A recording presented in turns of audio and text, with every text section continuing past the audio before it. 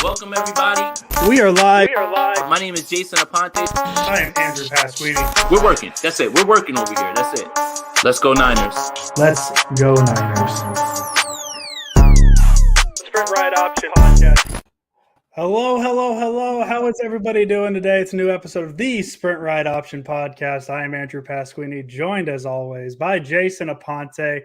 And it's a very fun, exciting episode where we're going to do a little bit of different stuff today, different types of conversations. I see below we have a special guest, Dr. Nirav Pandya, apologize, a pediatric orthopedic surgeon and sports medicine specialist with the UCSF Department of Orthopedic Surgery. How are you doing today, Doctor? Wonderful Thursday. How are you doing? I'm doing great. Thanks for having me on. I'm a big fan of both of you. And ready to talk some 49ers. This is great. That means a lot, honestly, coming from you. And also analyst on 95.7 The Game, which I was lucky enough to be on a few days ago as well, too. That's why you guys know him as well. So one of the best in the business, a great follow, knows his stuff, big Warriors fan, as many of our fans are as well. So we were lucky enough to get him on a day when they're not playing. So I think that was a little bit of the – I guess the reel in, right? Like they're not playing tonight, so you don't have to be glued to your TV, but we can talk 49ers and 49ers injuries and stuff. So I guess the big first thing we can talk about real quick, where that has everybody kind of, I guess, buzzing. You know, the big news, I guess, yesterday was Deebo Samuel followed the 49ers again. And, before Andrew and I get into our thoughts, Doc, what has been your overall feeling with all the social media maneuvering and all those things and this whole contract negotiation kind of playing out in real time? It's crazy. I'm not that old, but, I remember when the social media, I'm in my 40s, when players just held out, they talked through through newspapers, but there wasn't like, oh, who they're following on Instagram. Oh, Deebo follows Jerry Rice and Terrell Owens. What does that mean? It's just like crazy. Like, what is all this stuff meaning? But, I think it does empower the players a little bit. One of the things I think with football, as opposed to, basketball and baseball, is these contracts aren't guaranteed. So I'm all for anything that allows players to kind of drive the narrative a little bit, because I think that for players who are, making that little bit of money, to be able to say like, look, this is the way I want to play. You're not going to like utilize me for like the next 2 to 3 years and pull on the next player. I think it's great. And it's also entertaining as well, too. Anything that makes the game more fun is a good thing. Yeah, no, and my thing is I'll stay consistent. I said I wasn't too worried about his social media when everything got removed. I'm still not too worried about who he's following. I always believed that the unfollowing stuff was kind of a power play, him trying to get his contract from the 49ers. And that's what power plays are now in 2022. Apparently, you can get a lot of panic if you just remove all your photos from social media. So I'm still not too worried about it. I've never been too worried about it. But I'm obviously yesterday probably a good sign, more or less, that he's decided to see what amazing photos the 49ers share on Instagram. Yeah, no, exactly. I mean, I can't imagine it being anything negative, but hopefully that means they're making progress on the contract negotiations. The draft goes by, no big moves. And I think if they make it through the draft, I think the ability to make a big trade, just kind of goes away. So I think hopefully they're on the table and working through a contract that fits both parties. Right. And just because we weren't necessarily panicked didn't mean that we were brushing it off as nothing. I think it was just more of a sign of where they were in the negotiation right there. We have a track record of players talking about their first contact with the team not going so well. They just didn't go about it the way that Deebo did. But it also wasn't everything. And I think that was what Andrew and I were speaking about is, sure, it is something, but it's not everything. And this is just the first part of it. The only difference is you're watching it play out in real time. But at the same time, if you were as panicked as you were when he scrubbed everything and unfollowed everybody, then you might as well go throw a parade at this point, because I guess this means he's back. So this is why you don't speak in absolutes. This is why you don't go with extremes on both sides, because it puts you in a position like this. So I just find it funny. It is a good sign. It doesn't mean that things are going to be done either. So again, it's not everything, but it is something. And I think that's kind of where we've been at the entire time with this. Yeah, absolutely. And, when OBJ is tweeting out what Deebo told him, I mean, it's crazy to see this all playing out. And, come training camp, hopefully we'll see a contract, Deebo's out there, and everyone just look back on this and find it really funny. But it is interesting how players are now using social media to kind of throw fan bases into a frenzy. So definitely it's fun to watch, and hopefully it'll all work out at the end. Beautiful. Well, let's dive in a little bit to the 49ers injuries, something that unfortunately we talk about quite a bit. It's been kind of a trend. I want to start with Mike McGlinchey because there's a lot banking on how healthy he's actually going to be. The 49ers have a lot of questions on that offensive line. He suffered a torn quadricep last November. Realistically, because there's talks that he tore the muscle off the bone, which just doesn't sound pleasant. Realistically, is this something that we could expect him to come back 100% on, or is it something that we're always going to have to kind of keep an eye on? Yeah, no, that's a great question. In general, this injury, we don't see a lot in players, whether it be the NBA or the NFL. I mean, it's really this injury you see in like 50, 60-year-old people. They're going up the stairs, they're kind of decompensating, they tear that tendon off.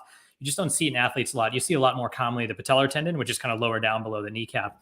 And you're absolutely right. The reason why this is a bad injury is that anytime a tendon pulls off the bone, not only do you have to get that to basically heal back to the bone, but the tendon and muscle itself has to regain its strength. So they're kind of two phases with this rehab. So unfortunately, when you look at NFL players who've had this, only about 60 to 70% of them actually come back to play. So it looks like at least we're on that path, like he's going to play.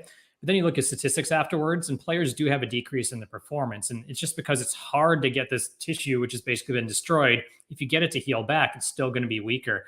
The big question is, how much is it going to impact him playing? Now, for someone who's on the line, someone who's not doing as much explosive activity like a wide receiver or running back, probably a little bit better chance that even though you have a little bit decrease in your kind of overall strength, you'll be okay. The fact that he's made it this far, it appears like he's progressing well in terms of his rehab. That's a positive sign. But I think people need to be patient this first season for the players who do come back. That first season is where you see that statistical drop off. And then hopefully the second season, if he's still with the team, is where you really see him come back to that same level. And that's literally the next question that I was going to have. And I think it is trending towards him being in camp and him being on the field. Then the question turns into how effective he is, because we know how the right tackle, the left tackle are so paramount in this running game, and how much it matters, and how well in the run game he is. And I, everybody has their gripes with pass protection, things like that. That's fine. But the 49ers do need him to bounce back to a certain degree for this offense to, continue motoring along, especially with the youngster probably going to be under center as well too. Actually, I have a question from Tony. He's asking, can stem cell therapy be effective in cases like these? Yeah, no, that's a great question. So, typically the type of stem cell treatment you use is something called PRP, which is using your own platelets. So basically what you do is you draw your own blood, spin it down, and get the platelets, which are basically the stuff that kind of helps you form scabs and kind of really helps. So a lot of times during surgery, that'll be injected or afterwards to help with healing. So anytime you do have a tendon injury, there is more and more evidence that can actually help, number one, speed the healing process, and also make what grows back a lot stronger. So absolutely, I would not be surprised if this was used during the surgery that McGlinchey had. Great question from Tony, as always. One of our better our better question askers, if that's even a way to speak about it. Yeah, he's been here since day one. Also, another thing with McGlinchey too, something that's been monitored very closely by 49er fans is his weight. We've talked a lot about him gaining weight, losing weight, gaining weight. It seems like it's a conversation every year. I know there was a photo that came out a couple weeks ago of him looking very small, but he posted a picture of, a scale of wherever he's at now. How important is it going to be with this type of injury for him to stay in, whatever may be the target weight area for a right tackle in the NFL? How important is that? Is that paying attention to the weight going to be for the rehab of this injury? I think it's important. I think in general, I worry more about like overweight, a little bit more. I mean, out of that picture, you can always play around with angles and things like that. Look like he was like 150 pounds, Yeah. I think the less weight you have, because that muscle is going to have to do more work. You definitely want to kind of be on the lower side, obviously, but enough to maintain that power. So I think kind of being at a right around or maybe a little bit below a right tackle weight is really, really important. And going back to your point, Jason, about kind of like the particular 49ers offense and how he fits in, I think pass protection is going to be fine when you have a quad injury. You're basically holding your ground, making sure individuals aren't getting past you. But with the outside zone scheme where you're having to make kind of rapid movements, running backs are making those split second decisions, and then the offensive line has to go with him. That's where you're worried about it a little bit more. Is he going to be able to react quickly and have that power to change directions and do things like that? So it'll be interesting to see how Shanahan uses them. Is he going to say, look, when we have more passing downs, or we're going to be doing more kind of controlled maneuvers, is McGlinchey going to be playing more? Or if it's more of a game where there is more running going on, are you going to see him play less? And I think that will be kind of an indicator of how his repair is doing based on how often you see him in these different situations. So speaking about back to that video of him running, and if there is no answer for this, please, feel free to say I have no idea. But where would you say that you gauge his recovery at this point from the video of him running with the, I believe it was like the tension parachute and things like that? Yeah. Is there a way to tell from that small video? Yeah, I think that's actually running's a huge marker in terms of recovery. So, when you take someone in general, just like a regular person off the street who has this right around 6 months, we kind of say, look, you can run, go do everything. That means you're healed. So the fact that their surgeons are saying, look, go and run means that he's actually got that process where tendon is actually back to the bone. It's healed good. Now it's that kind of a little bit more of a cloudy process of can he get his strength back and can he be effective? So that's exactly what you want. The surgery apparently went well. He's allowed to run, but now can he build his strength back up to the high enough level to be effective at the NFL level? So that's what we're going to see as kind of training camp goes on. But that's exactly at this time point, exactly what you want to see him doing. Perfect. Well, from one Niner, we talk a lot of injury, Mike McGlinchey, to another, maybe Niner, maybe not. We don't really know. Jimmy Garoppolo with his shoulder surgery. And I want to start with, there was a big conspiracy theory. Joe Staley obviously didn't help put this out about him intentionally choosing the surgery late to try and nerf, I guess isn't the best word, nerf his trade value so he can get cut to pick his team. I'm in the camp of, I don't think athletes want to get surgery, period. He likely, tried to do the rehab or whatever it is, and it just didn't work out. So when that type of decision is being made by an athlete of surgery or no surgery, what as a doctor are you looking for where you make that decision of you need surgery or you don't need surgery? Yeah, no, that's a great question. And, I think from day one, I think everyone talks about decision for surgery, decision not for surgery. What was going to impact Jimmy G's trade value was the fact that he had something injured in his shoulder and he's a quarterback. So the moment that injury happened, and some people said it was a labral tear or something with the capsule. I mean, in a throwing quarterback, regardless if we got the surgery or not, if he was going to get traded, the team physicians from the other side were going to look at him and say, look, you have an injured shoulder. So that game one, that already changed the game for him already. But typically with these injuries, anytime you have a quarterback who's throwing, you try to do rehab first because after surgery, it's so unpredictable in terms of how things are basically going to go. So he probably tried to rehab, wasn't feeling well, saw specialists and said, you know what, I'm going to go forward with surgery. But I think either way, people say the surgery kind of, messed up the 49ers trade value. His injury was what's going to determine it. And I imagine from Jimmy G's standpoint, if you have this injury and teams are going to look at him, they'll be like, we don't know how he's going to throw. We don't want to sign him and suddenly like he's going to need surgery. The best thing and most predictable thing for him personally is let me get this surgery done. So then at least then I can throw. So I a little bit shifted to like Jimmy did this to kind of screw the 49ers. I think, no, Jimmy did exactly what you would do for an athlete who throws, regardless of whether you're on the street or whether you're an NFL quarterback. And the fact that he had the injury is the problem, not the fact that he got surgery. Yeah. Let me put you in the seat of a general manager who has all this medical knowledge, right? If you are a general manager, obviously right now he cannot throw. Right. Is that so impactful to the point where you're nervous about him being able to eventually throw that you would not trade for him? Or is it something that is more about the player and the injury more than it is just the injury overall? I think that's a great question. I think it's a little bit about the specific player and then how he plays. So I think we know with this kind of surgery, he's going to be able to throw again. We know he's going to be pretty successful. But the question is, how is it going to impact his accuracy and how is it going to impact his strength? So if you have a quarterback, I'll just use an example of someone, like you think, take, for example, Cam Newton was a really powerful running quarterback, then had shoulder surgery. It just hasn't been throwing the same. So then you're taking a quarterback like that and you're saying, look, we're going to utilize him for short passes. We're going to utilize him for the running game and he'll be okay. For Jimmy, there are questions about his accuracy. How good is his long ball? So for me, if I'm a GM and my offense is going to have someone who's going to be throwing 40 times a game, it has to be, dependent on these very kind of like critical passes that come in small windows. I may not want to be able to sign him. So I think it's really hard as a GM to make a decision on a quarterback who really does depend on throwing, not knowing how those little metrics will be better. So if you're really kind of going to be spending 4 or 5 years contract on someone and you're not sure how accurate they're going to be, then you might be a little bit more hesitant. So I definitely do think that for a player like Jimmy, it can definitely hurt his trade value because you don't know how those little finite things are going to work out. Not that Jimmy's going to show up there and not going to be able to throw a football. And Swansong has a similar sentiment. This is kind of what I was getting at. If it was Patrick Mahomes, he'd be on the first plane out if he were traded. And that's what I was trying to get to is this particular injury and surgery would affect him greatly because of the player that he is, as opposed to, say, higher tier quarterbacks, right? Like everything had to be perfect if you wanted to make a trade for Jimmy Garoppolo. Now you have this looming, and I think you hit it on the head, and that was a great explanation. I really appreciate that.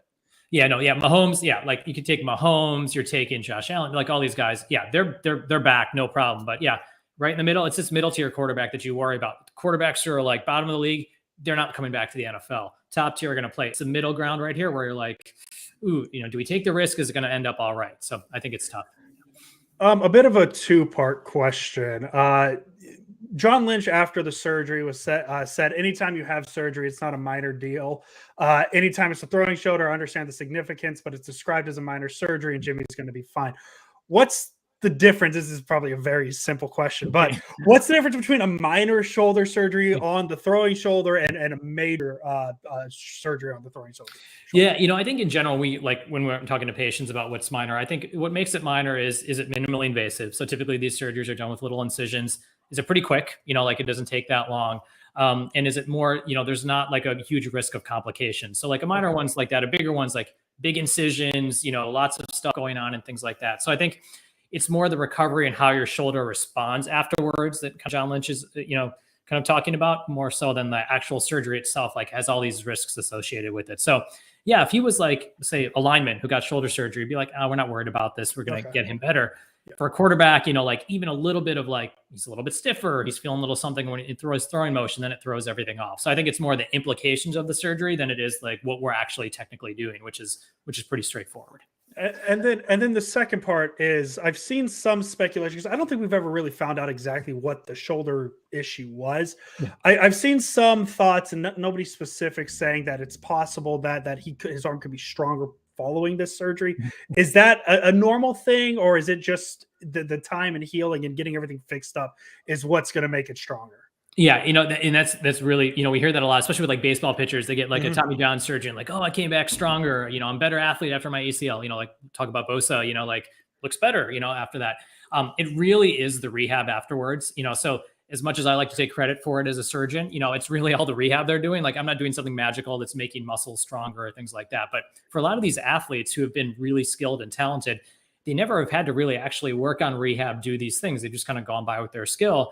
And you finally get the surgery and you're doing all this stuff that you probably should do anyway. And then people come back better and they're like, oh, I got the surgery done, I'm better. No, it's actually the fact that you did all this hard rehab that you never had to do before because you didn't have the time to do it or you weren't injured. So there is very well a possibility that Jimmy could go through all this, change his mechanics. Maybe it makes him more accurate. Maybe it makes other things happen. And then suddenly he's a better player with whatever team he's on. And everyone on the 49ers are like, look, what happened? Why wasn't this talent unleashed when he was with the 49ers? And it's really, maybe he just got stronger and changed his mechanics a little bit. Okay, and a quick question from Swan Song who says, is scar tissue the biggest thing that would feel wrong in these surgeries? Absolutely, yeah. And basically what happens whenever you're repairing kind of things in the shoulder, you're tightening them up. But the problem is when you're doing the surgery, patients aren't awake. So you're basically sewing stuff together and assuming that you're sewing things tight enough. Like we have a good idea where things could go. So sometimes what can happen is you sew it up and you're a little stiff when you cock your arm back or you can't follow through as much. So yeah, stiffness, particularly for younger patients, is the number one thing you worry about afterwards. And I have a question that is not medical related. What do you think happens with this whole Jimmy Garoppolo situation? Is he at camp? Does he make it back? Is there a parting of ways coming? What's your sense on all of this? Yeah, I have a little soft spot for Jimmy. So funny story. So I'm from Chicago too, and Jimmy Garoppolo, younger than me, went to the neighboring high school that I used to run track against before Jimmy was there. So a little soft spot for Jimmy Garoppolo. So I think that what's going to end up happening is that, there's going to be some quarterback, some team that's going to need a quarterback come camp. Someone's going to get injured and then Jimmy's going to get traded. I mean, to invest a pick this high, trade this many people to bring Trey Lance in is, I think, as you said, Jason, with Bonte in the morning, Trey Lance is the number one pick this year. He is that pick right now. So you can't invest all these people in there and expect Jimmy to stick around. It's just bad for Trey Lance. So I think Jimmy's going to be traded. He's going to end up starting somewhere. I think he's going to be fine. I compare him to Tony Romo, another Eastern Illinois quarterback. He's going to be good. He'll make the playoffs. He's never going to make it to that next level, but he's got the skill set to be in the league for several years. And my last Jimmy Garoppolo question, and we can move on to other players. Is this something, because the injury happened against Dallas, is this something that you, with what we saw, kind of I don't want to say regression, but there was definitely a drop off in skill. Is this something you would have recommended to shut him down for with risk of furthering the injury, or is this something that you watched him play and said, no, everything's still looking fine, he's good, he can play? Yeah, no, I think typically with these kind of shoulder injuries, as long as the pain's under control and he's, that he's able to be effective or throw the ball, then you let athletes play. Now, obviously, there's always a risk that things could get worse, but in general, given where it happened in the season, someone like Jimmy, who clearly has gutted out his thumb injury and has had other stuff, he's going to try to play. So it's really up to the agent, the player himself and the coaching staff to see, can he be effective? And is he willing to take the risk? And luckily for shoulder stuff, you can't really make it that much worse. Like maybe the tear is a little bit worse, so it takes a little bit longer time to sew it together, as opposed to like someone who has an ACL tear. Like you can't go out there and play because then you can damage a lot more stuff. So it's really about function. And yeah, I think most NFL teams would probably have their quarterback play if they could get out there and throw effectively. And one more question on Jimmy before we move on to the person that the 49ers drafted that has an injury, an injury history as well too. The thumb injury. How much of that, for us looking on the outside in, you hear can't grip the football. He's wearing this thing and he's in this do or die game in week 17. And then every game becomes do or die after that. Talk about what went into getting him ready to play in that game and then to be able to finish it that way, because for us, it looks like just a guy who gutted it out. But are there procedures, are there steps that are taken before the game to help him through it? Yeah, no, absolutely. And I think all of us, when we heard that, I mean, the vast majority of us, even physicians, were talking about we were like, no, there's no way Jimmy's going to play. Like we were definitely surprised that you could play with this because, yeah, it's your throwing hand. You need your grip strength. And for a quarterback in cold weather to grip and throw effectively, you're like, how is this going to happen? So, absolutely there are things they can do. So number one is getting the pain under control. So I'm sure they were doing cortisone steroid injections to get the pain. And then the taping job, like the issue with this is even if the pain is gone, that thumb is unstable. When it's unstable, you can't grip it. So the training staff did a great job of taping it up and getting him ready. So I'm sure they were, injecting him before games, taping this up, and he was able to be, impactful even in the cold weather. So pretty remarkable. And I'm surprised he didn't even end up getting surgery after the season was done. So maybe it wasn't as bad as what it was initially reported as, but clearly they did a good job of kind of doing all those things before each game to get him to be able to grip. And yeah, there's a large part of gutting this out, because for a quarterback to know that people are going to be running into your thumb when you just have tape on it does take a certain degree of confidence in yourself and your thumb. And I think he doesn't get as much credit as he deserves for that. I like it. And we have a good question from Swanson before we move on. Sorry about that, Andrew. I was going to go to ACLs actually. So there we transition. So what is Dr. Nirav's opinion on the Kinlaw misdiagnosis on his ACL? Is that common to miss things in an x-ray? This is an excellent question. Yeah, no, it's great. So I don't think necessarily, I think when you think about ACL injuries, we think about the common 90% of the time, you get an MRI, the ACL's torn, and you're like, you need surgery. What becomes a little bit more difficult is sometimes an ACL can look totally fine on an MRI, but functionally, is it actually giving stability to your knee? So a lot of times MRI, the ACL can look a little bit stretched out, but it's still connected on both ends. So you don't really know, is it basically making the two bones move around a lot until someone's under surgery? So it sounds like Kinlaw got this procedure done. They tested his knee and it was like, whoa, this is really, really loose, even though the ligament looks okay. And then you're like, look, it must be stretched out. Maybe it's kind of been damaged over a period of time, but it never is fully torn. And then you get the surgery done, and hopefully that basically takes care of everything. So for a lot of players, what happens, or patients you see, is that they come in with pain, they keep having swelling, tendonitis, but MRIs look normal. But what looks normal on MRI isn't actually doing its job. It's like a car that looks great from the outside, but then you drive it and it keeps breaking down all the time. And you're like, look, actually, the tires look good, but we got to put new tires inside there when we finally check things. So it is a thing we see commonly. So I wouldn't necessarily cause it a misdiagnosis. I just think it's more, they check things more fully and really couldn't find out what was going on until they're actually looking at his knee when he's during surgery. And then on the ACL, the 49ers, they draft Kalia Davis out of UCF. He tore his ACL in November. But even before that, you have Jason Verrett tears his ACL, Nick Bosa, Jimmy Garoppolo. It felt like 15 years ago, a torn ACL was almost, and it's still not great, obviously. Right. Nobody's out there hoping an ACL's torn. It almost felt like a sign of an end for a player, something that almost like Tommy John in baseball, where they're not going to come back like they used to be. Right. Where now it almost feels like it happens and these athletes are coming back stronger. I guess the best example is Adrian Peterson. He missed 7 months on that torn ACL. Is that because we've learned how to rehab it better? Is it because the technology behind the ACL surgery is that we just have more information on it?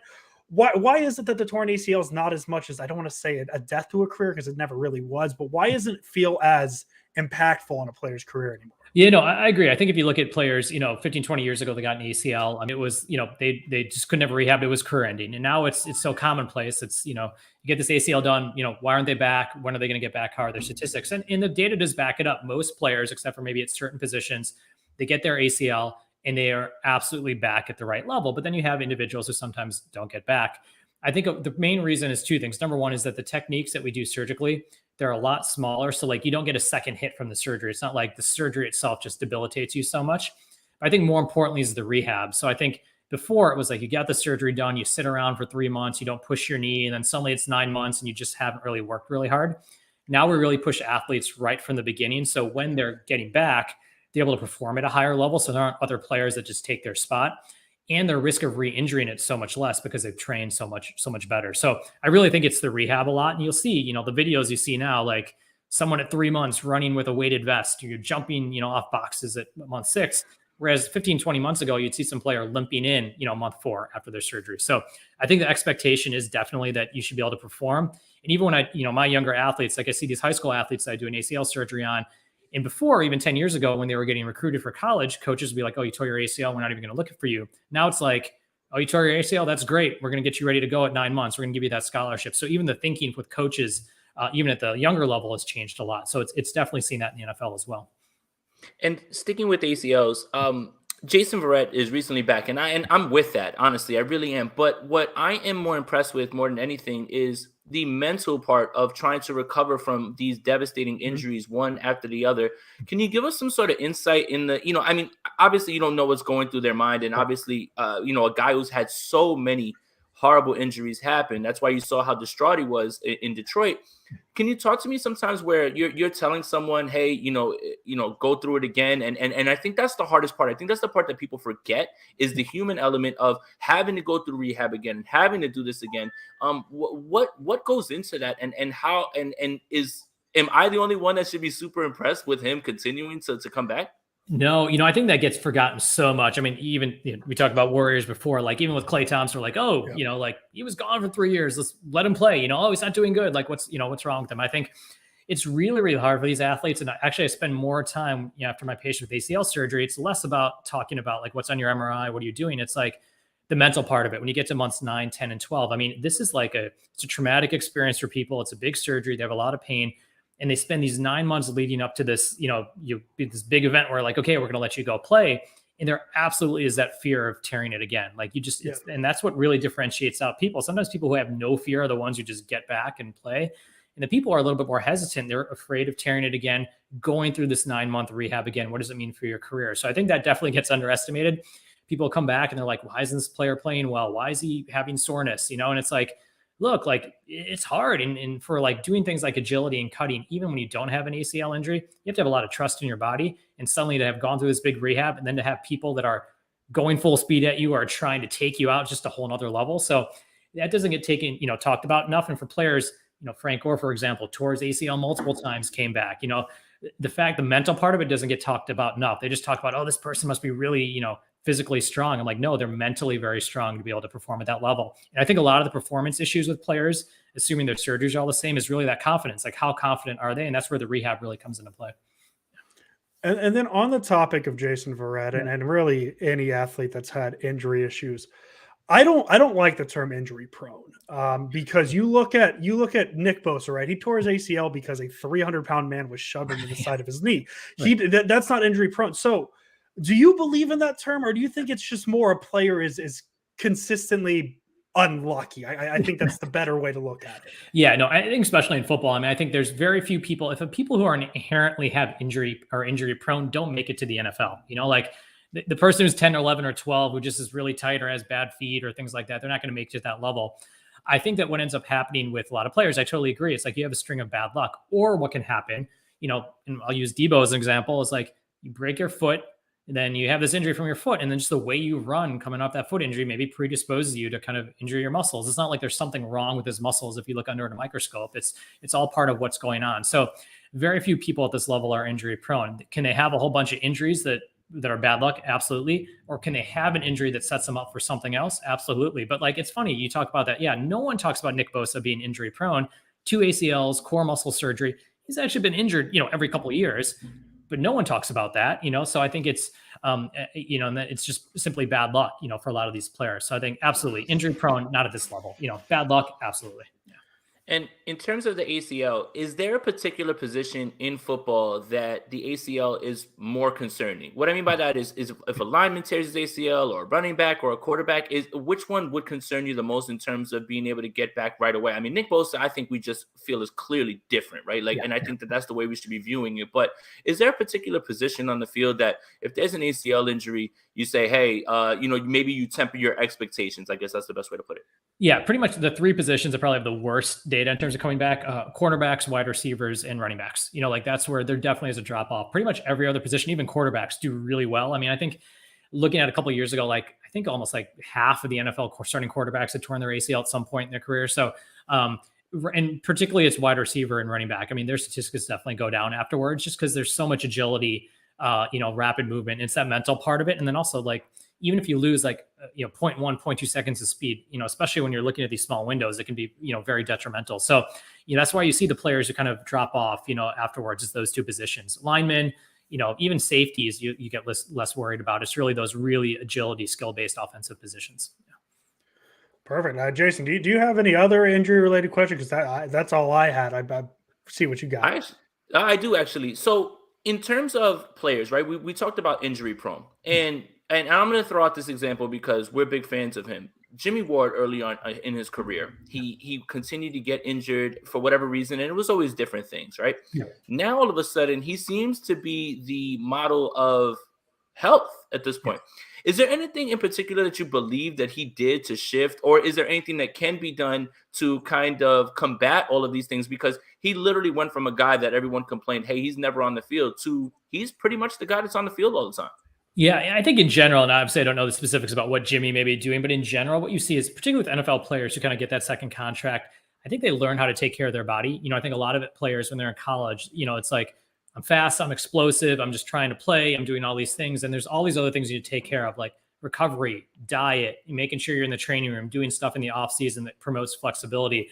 I think a lot of these players, when they come to the NFL, the mindset is lift a lot of weights, get really strong, but it's sometimes the other stuff, am I sleeping well? Am I taking care of myself? That's just as important. So I think an understanding of their body and where they are is really what helps a lot of these players kind of, the first couple of years where they're getting these injuries all the time to okay, I understand this is I'm being a professional, these are things that I have to do. So I think that really does help a lot of players. And I think with football in general too, the lifespan of an NFL player is really, really small. It's 2 to 3 years. So I think these players are then kind of forced to be what am I going to do to make sure that I can keep my career long enough that the next person's not in there who can take my position. So I think in general, it's just learning those things on the fringes that really help them stay healthy.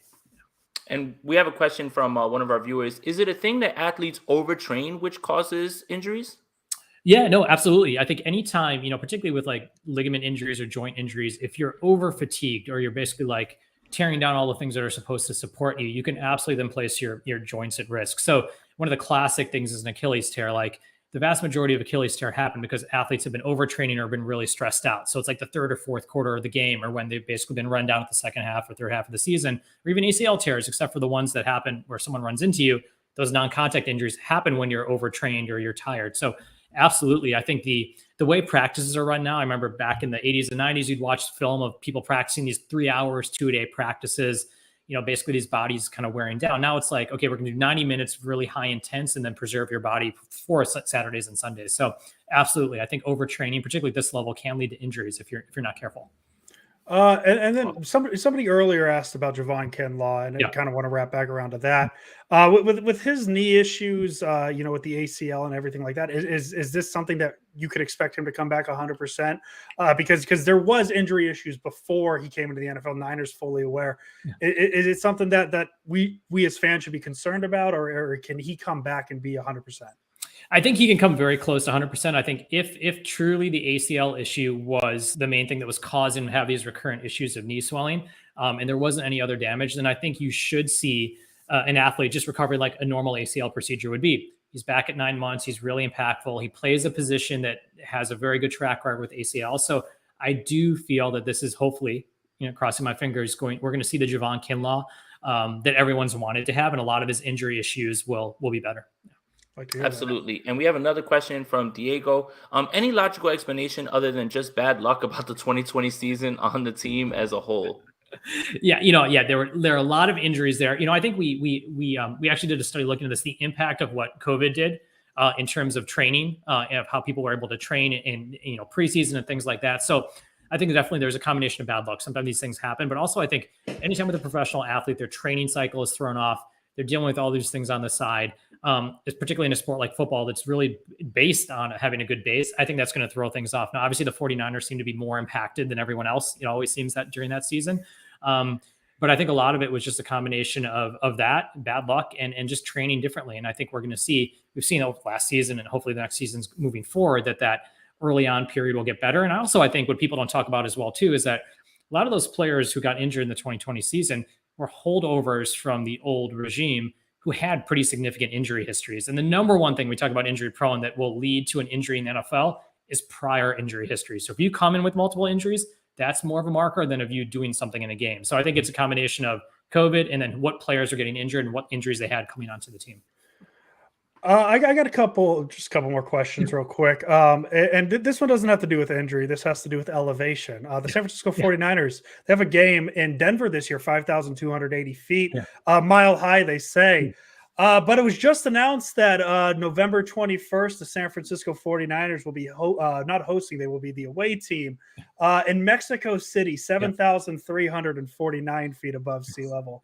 How does the team prepare for that? How do you prepare for that thin air up there? Yeah, no, and there definitely is an impact at altitude. So it's really hard to prepare. It takes about 7 to 9 days for your body to adapt to that. And so basically when you're playing at altitude, oxygen transports less, so your muscles are more easily fatigued.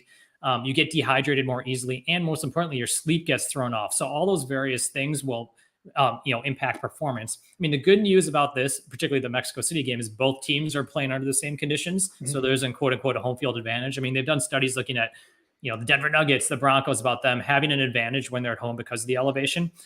So I think, barring, them going to high altitude for a week before, if there's like a bye week or something like that, I think you really have to make sure you're hydrating, they're sleeping, and just understand that they're going to be more tired. So your rotations are going to be a little bit different. A player who's playing 60, 70 plays, maybe they're doing 40 to 50. So I think it's definitely, it's going to be hard. And it is a little bit of a setup for injuries in that game. You just have to make sure that the team's prepared and the coaches and players are talking to one another about how they're feeling. And here we have a question from Fernando. Grass versus turf. I think this is the ultimate battle right now. It almost feels like it's rivaling pass rush versus coverage and Romeo and Juliet's families. What is it? And me being from Jersey, MetLife is a stone throw. What do you think? What do you think, Doc? Yeah, so there's definitely good data that says that the risk of lower extremity injuries is much higher on turf. Grass is a much safer field. I mean, now obviously turf has gotten better, over time compared to the AstroTurf, which was concrete, from years ago. But if you look overall, regardless of what sport you play, lower extremity injuries in general are on grass. So I know there's that big push. I think George Kittle was even, tweeting out about it, of like really transitioning fields to grass. I think that's a great idea. It's more expensive. Obviously it's more upkeep for teams, but 2-star players go down, that's gonna mess your bottom line up a lot more than upkeeping the grass. So I would definitely, if people ask me, I'd say go grass and do it all season long. Yeah. General question about the NFL. There's been a push for safety. And again, this game is violent. I don't know necessarily how safe it can be. I guess a lot of pressure has been put on the outside with head injuries, and there's a lot of studies going on, obviously, with CTE and things like that. Talk to me about some of the steps that you feel that the NFL has taken to make the game somewhat safer, even though it's pretty impossible to do that. Yeah, I think it's two things. Number one, I think, the penalties, they're obviously, letting, defensive players not get hit. I think that's a great thing. But I think the most important thing is how they evaluate concussions with these players. I think anytime you have the actual physicians who are part of the team evaluating players, there's always that kind of like interest of like, well, I work for the team, let me clear these players. They now have independent doctors on the sideline who basically evaluate these players and also clear them for games. And I think that's a huge step forward, is that it takes out the pressure of like, I work for the team, I need to get them back on the field. So I think they've done a much better job of protecting the injured player. And I think the bigger thing the NFL really needs to do is work at the lower levels of making sure these high school, these youth athletes are learning how to tackle properly, so they're not coming into the game with so many head injuries as well before. So if they can protect at the grassroots level, then I think they get players who are going to be less prone to get those big injuries when they're on the field. And Emiliano wants to ask a question that's kind of hand in hand with that. Yeah. What does the good doctor think of the NFL concussion protocols and the 10? I've seen players hop in, hop right out, stay in. Is that a case-to-case basis? What do you think? So knowing some of the physicians who do some of the independent work, they take it very seriously. I think there's a lot of like, what's going on back there? Like, are they just, doing stuff? There's a very regimented protocol that they have to go through. And there's really not much subjectivity. Like, there are questions you ask, the tests you need to do. So it takes a lot of the guesswork out. So absolutely, I think these independent physicians who are clearing these players know exactly what they're doing. I think the key thing sometimes that can be hard is identifying what player needs to go to the tent. Okay. So a lot of times if someone's not watching, you see a big blow, you don't see it, that can be the more difficult thing. But I think once you get them in the tent, I think they're absolutely getting the right care. But it's hard because a play can look really, really bad. It can look really, really traumatic, but they pass their protocol and they're like, why is that player out there? Or sometimes it's something minor. And then you're like, why is this player out for 3 weeks? So I think what goes on in the tent is very regimented and it's keeping the players safe for the most part. Awesome. Perfect. Well, go ahead.